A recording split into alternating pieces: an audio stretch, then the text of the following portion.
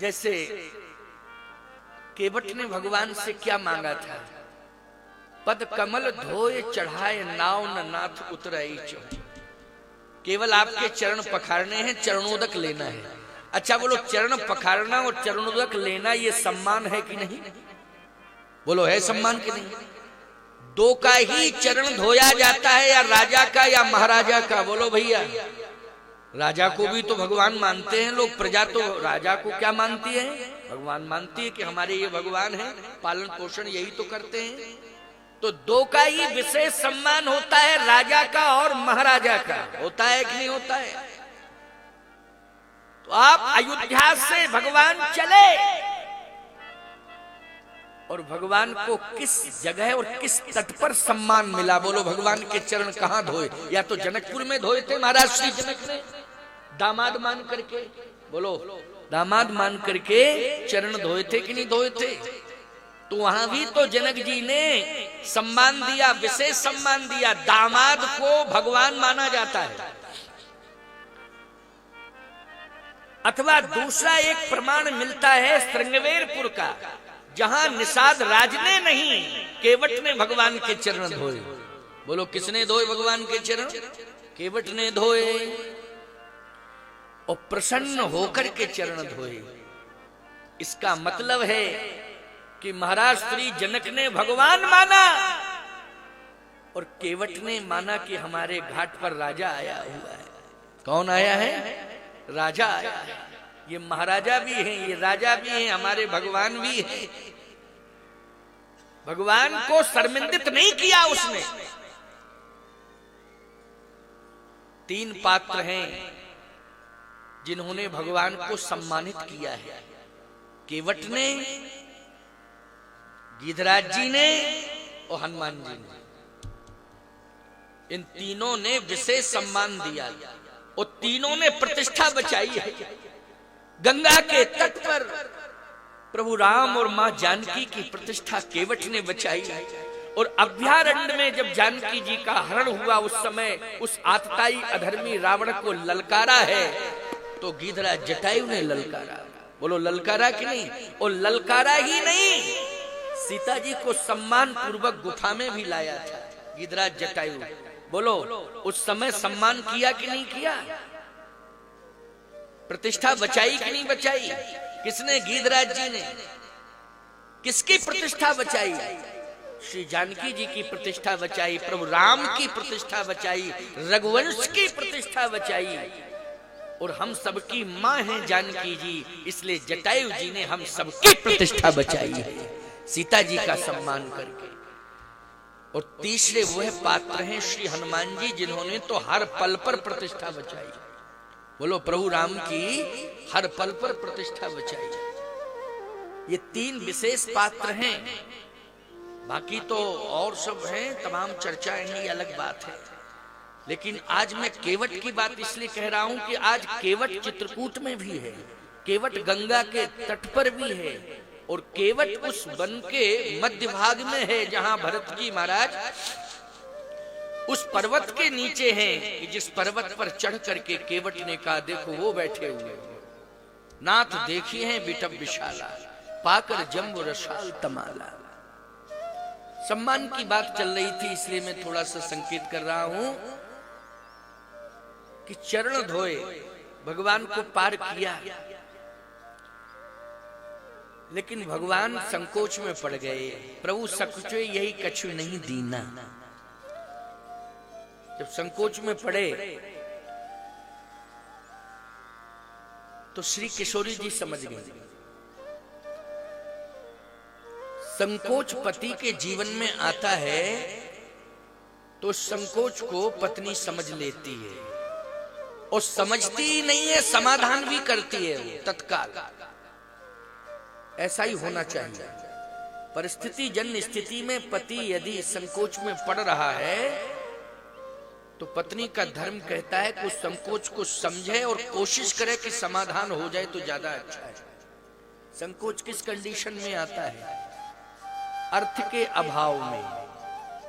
अर्थ के अभाव में संकोच रहता है। उस समय प्रोत्साहित करना चाहिए अपने पति को और ये कहना चाहिए कि चिंता करने की जरूरत नहीं है, भगवान सब कुछ ठीक करेंगे। ये नहीं कहना चाहिए कि अर्थ का संकट आया और संकट भी आया अर्थ का उस समय, ऐसा मत मानना कि उसने जुआ के दांव पे संपत्ति लगा दी तब संकट आया, अथवा उसने अपने नशे की पूर्ति के लिए जमीन जायदाद सोना चांदी आदि आदि बेच दिया, अर्थ का अभाव हुआ, आर्थिक संकट इस कंडीशन में आया तब संकोच। नहीं नहीं नहीं, ये तो गलत। अर्थ का अभाव किस परिस्थिति में होता है? अवर्षण की स्थिति में किसान प्रभावित होता है। क्यों भाई? जब पानी नहीं बरसता है तो खेती से पर्याप्त धन धान्य नहीं मिलता है, उस समय अर्थ का अभाव होता है। खाद बीज आदि जो आपने सोसाइटी से लिया है उसका भी पेमेंट समय से नहीं होता है, तो रिकवरी आदि क्या परंपराएं हैं वो सब उस समय बड़ा संकोच रहता है, अर्थ का अभाव रहता है। सरकार भी उस समय समझौता नहीं करती है, बड़ी परेशानी आती है। ऐसी कंडीशन में माताओं तत्काल तुम्हें प्रभाव में लेना चाहिए, अपने पति को प्रोत्साहित करना चाहिए कि मेरे पास में कुछ सोना है, भले ही नाक का कान का जो आभूषण है वो सब व्यवस्था के लिए है, संकोच मत करो, ये सब जो है तुम्हारे लिए ले जाओ। लेकिन जुआ खेलने के लिए मांगे तो बिल्कुल मत देना। उस समय पति नहीं है, वो तो जुआड़ी है, उसको पति कहोगे कि जुआड़ी। लेकिन परिवार की प्रतिष्ठा अर्थ के अभाव में अगर जा रही है तो माताओं पति का सम्मान महत्वपूर्ण है, सोना चांदी रुपया पैसा महत्वपूर्ण नहीं है। उस समय स्त्री किशोरी जी के चरित्र को श्रवण करो। श्री किशोरी जी ने एक कीमती रत्न था वो दे दिया। कीमती रत्न कौन होता है? आप कहो महाराज ये अंगूठी बहुत कीमती थोड़ी होती है। सुनो, अंगूठी की बात नहीं है, बात है मायके की। मायके से माता पिता के द्वारा अगर कोई सोना मिला है, कोई आभूषण मिला है तो वो बहुत महत्वपूर्ण होता है कि ये तो हमारे माँ बाप ने दिया। और सीता जी को भी जो मुद्री मिली थी वो जनकपुर में मिली थी। महाराज श्री जनक ने, महारानी सुनैना जी ने वो मुद्री श्री किशोरी जी को दी थी। वही मुद्री गंगा के तट पर किशोरी जी ने प्रभु राम को दी, और प्रभु राम ने जब केवट को दी तो केवट ने ली नहीं। फिर वो मुद्री किशोरी जी के पास नहीं रही, वो मुद्री रही है प्रभु राम के पास। और वही मुद्री प्रभु राम ने हनुमान जी को दी, वही मुद्री हनुमान जी ने श्री किशोरी जी को दे दी लंका में। वो मुद्री कोई दूसरी नहीं थी, वही मुद्री थी। लेकिन एक बात बताओ, वो मुद्री प्राणों का अवलंब बनी कि नहीं बनी? लंका में अशोक वाटिका में हनुमान जी ने जब वो मुद्री दी तो प्राणों का अवलंब बन गई कि नहीं? प्राण अवलंब बनी कि नहीं बनी? बनी। लेकिन वही मुद्री अगर केवट ले लेता गंगा के किनारे तब क्या स्थिति होती? लेकिन केवट ने वो मुद्री ली नहीं थी। कहा प्रभु क्या दे रहे हैं आप? भगवान ने कहा केवट हमें 2 4 10 गांव देना चाहिए तुझे, लेकिन आज मैं देने के लायक नहीं हूं, इसलिए जो मेरे पास है उसको तुम ले लो। क्या है आपके पास? भगवान ने कहा ये मुद्री है। कहे कृपालु ले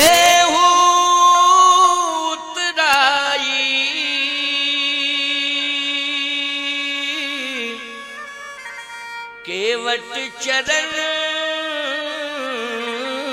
गहे अकुलाय। केवट ने चरण पकड़ लिए भगवान के। कहा क्या कर रहे हैं प्रभु आप? भगवान ने कहा कुछ नहीं, मुद्री दे रहा। कहा प्रभु ये मुद्री आपके हाथ में है। हाँ हाथ में तो मेरे, लेकिन आपकी उंगली में थी क्या, सही बताओ। भगवान बोले मेरे हाथ में तो है लेकिन उंगली में नहीं थी। आखिर आपके हाथ में मुद्री कहां से आई? कहा मेरी धर्म पत्नी ने दी, जानकी ने।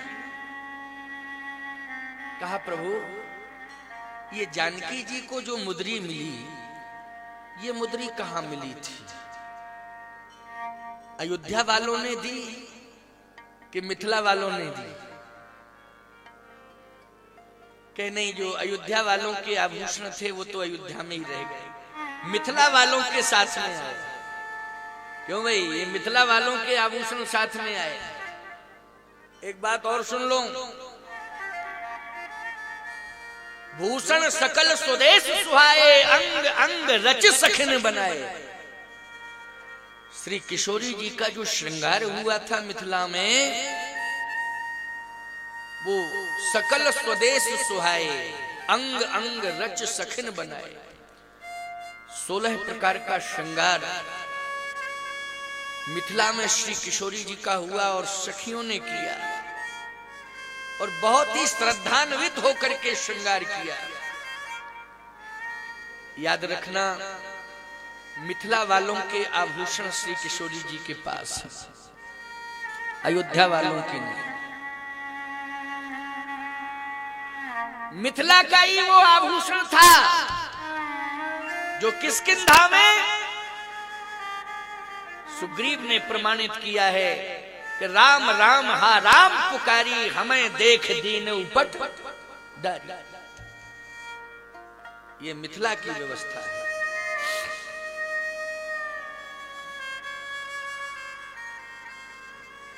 केवट ने कहा कि ये मिथिला में मिली थी मुद्री। भगवान ने कहा महाराज श्री जनक ने जब चरण पखारे थे तो ये मुद्री दी थी। केवट ने कहा चरण तो हमने भी पखारे हैं। अगर चरण पखारने में परंपरा ये है कि मुद्री दी जाती है, मुद्री ली नहीं जाती है। क्यों भाई, चरण पखारने की परंपरा तो ये है कि मुद्री दी जाती है कि ली जाती है? भगवान बोले परंपरा में तो मुद्री दी जाती है। तो कहा प्रभु मैंने भी तो चरण पखारे, तो मैं परंपरा को तोड़ दूं क्या?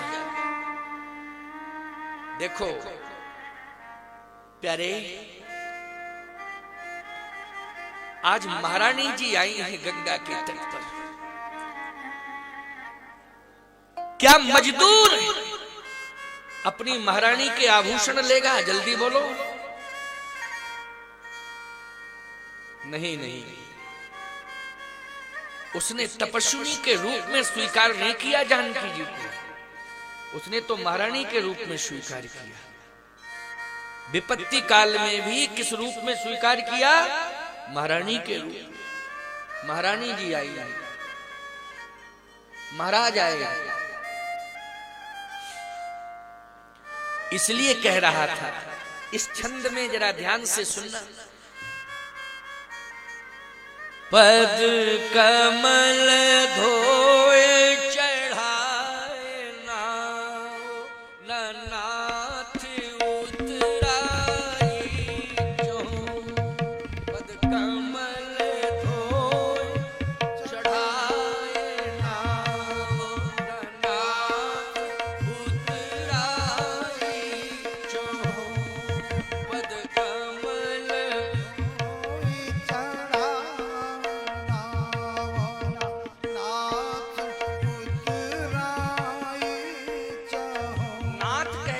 संबोधित कर रहा है।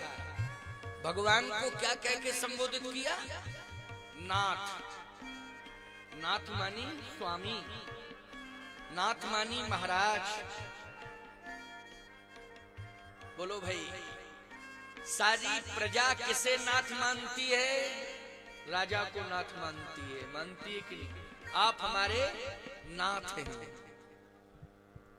केवट ने नाथ माना है। नाथ कहकर के संबोधित केवट ने गहराज निषाद को नहीं किया, जबकि वो राजा है, रंगवेरपुर का वो राजा है, लेकिन नाथ कहकर के संबोधित नहीं किया। नाथ कहकर के संबोधित किसे किया? भगवान को किया। और सुन लो, इसके आगे एक और विशेषता बताएं।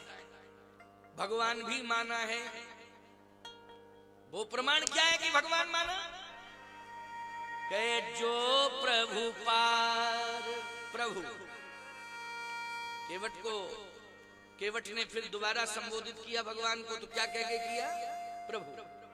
कहे जो प्रभु पार अवस गाचहु, तुम ही पद पदुम पखारन कहूं।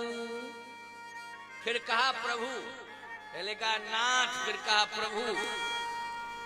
इसका मतलब है भगवान भी मान रहा है और राजा भी मान रहा है, और कहता है हे प्रभु, ये मुद्री, जो परंपरा यह है कि पैर पखारने में मुद्री दी जाती है, लेकिन आज मैंने पैर पखारे तो मुद्री को ले लूं? नहीं, ऐसा हो नहीं सकता है। भगवान ने कहा ले लो भाई, तुम्हें हम दे रहे हैं, ले लो हम दे रहे हैं, ले लो। केवट कहता है नहीं, हम गरीब हैं, मजदूर हैं, हम गरीब हैं, हम मजदूर हैं, लेकिन हे प्रभु, हम अधर्म नहीं कर सकते हैं कभी। अधर्म क्या है? अधर्म यही है कि हमारे घाट पर महारानी जी आई हैं, महाराज श्री जनक की ये बेटी है, लेकिन हमारी दृष्टि में तो महारानी जी आई हैं।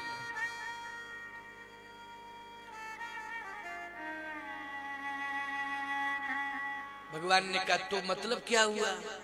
मतलब ये हुआ कि हम नैतिक पतन नहीं कर सकते हैं, कि हम उतराई में, मजदूरी में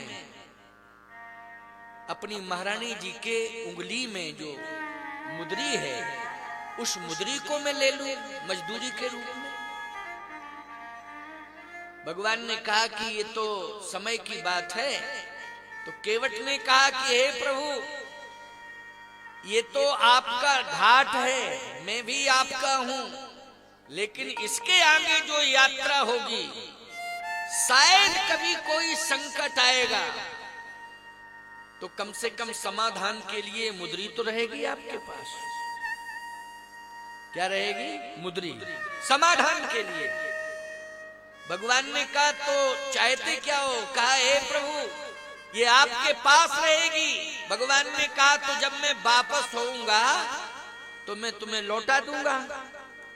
इस शर्त को स्वीकार कर रहे हो? केवट ने करना, इस शर्त को भी हम स्वीकार नहीं कर रहे हैं। फिर भगवान ने कहा तो ये तो तेरा अधिकार है इस मुद्री पर, क्योंकि तेरे मजदूरी के नाम पर ये मुद्री उतर आई है, इसलिए तेरा अधिकार है। केवट ने कहा अगर मजदूरी के नाम पर मुद्री आई है, मेरा अधिकार है, तो हे प्रभु 14 साल बाद जब लौट के आप वापस अयोध्या जाएंगे, तो मैंने आपको राजा मान लिया है और मैं आपकी प्रजा हूं, तो अयोध्या के रक्षा कोष में सबसे पहले मेरी मजदूरी को जमा कर दीजिएगा। जब कभी अयोध्या राज्य के ऊपर अर्थ का अभाव हो, तो सबसे पहले इस मजदूर की मजदूरी निकाल करके अयोध्या राज्य की समस्या का समाधान कर दीजिएगा। बस मेरी यही प्रार्थना है।